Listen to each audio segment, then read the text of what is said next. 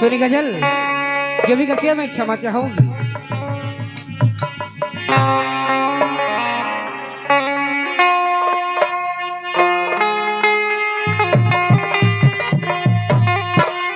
ये दिलिया पुकारे, ये घरिया पुकारे,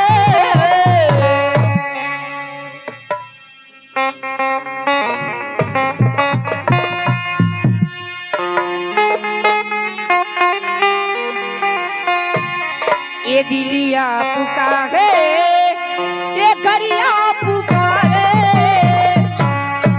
अरे यहाँ के निकली करी कहाँ,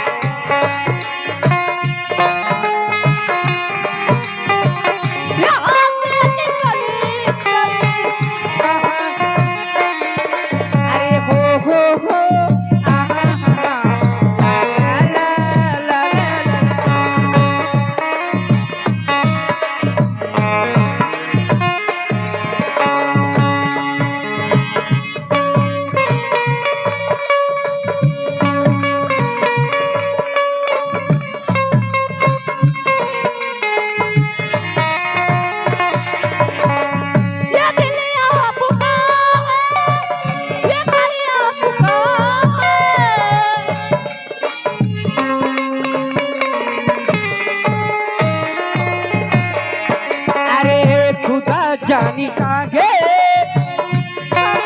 पुके हुए, खुदा जानी कागे पुके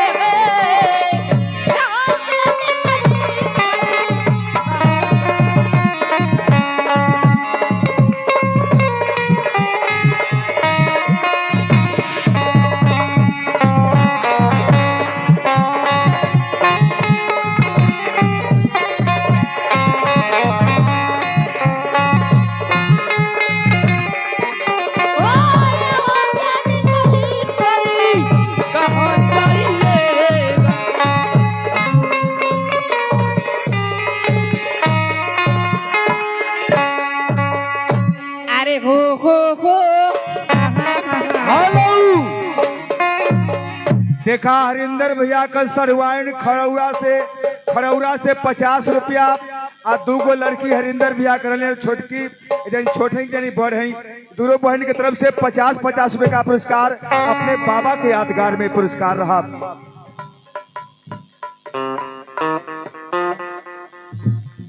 देखा कुल हरिंदर भैया का खानदान है भैया, ये हरिंदर भैया का सरहज है, इनका घर बिरुआ घर है।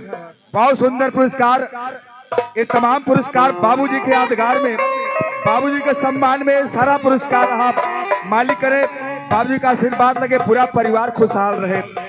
सुना है रौनक भैया गाजीपुर वाला, अच्छा यूट्यूब चैनल वाला, उनके तरफ से पुरस्कार आज पहले भी पुरस्कार आयल है, तोरो के पुरस्कार मिलल है। तमाम भाई मर्द का जितना इंटरटेनमेंट वाला हुआ लोग, इस चैनल वाला, देसी नाच वाला, तमाम पुरस्कार से सम्मान हुआ। मोहतरमा जी क्या बात है बाबा।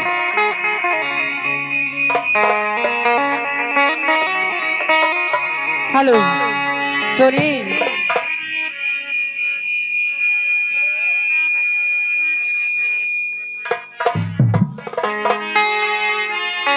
अरे बारी मोर